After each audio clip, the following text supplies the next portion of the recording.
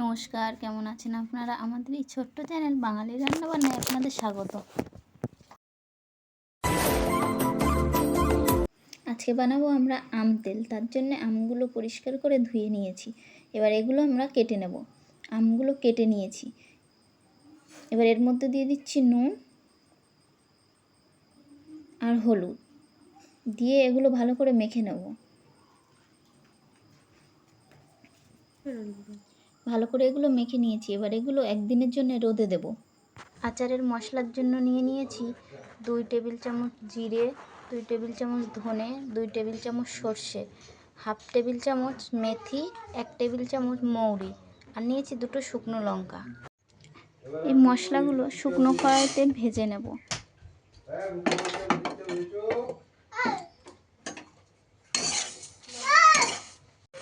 মশলাগুলো একটু লাল করে ভেজে নিয়েছি। এবার এটা মিক্সিতে নামিয়ে নেব।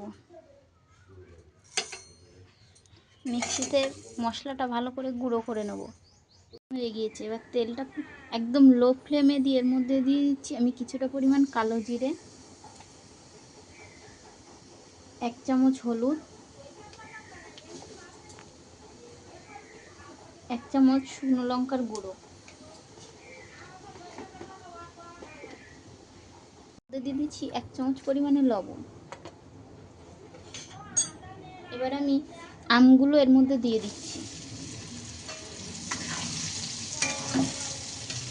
তেলের মধ্যে 2 মিনিট মতো নেড়ে এবার আমি গুঁড়ো করে রাখা মশলাটা দিয়ে দিচ্ছি।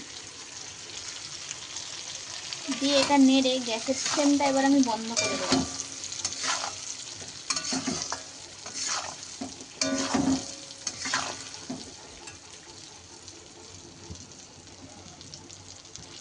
কত সুন্দর হয়েছে!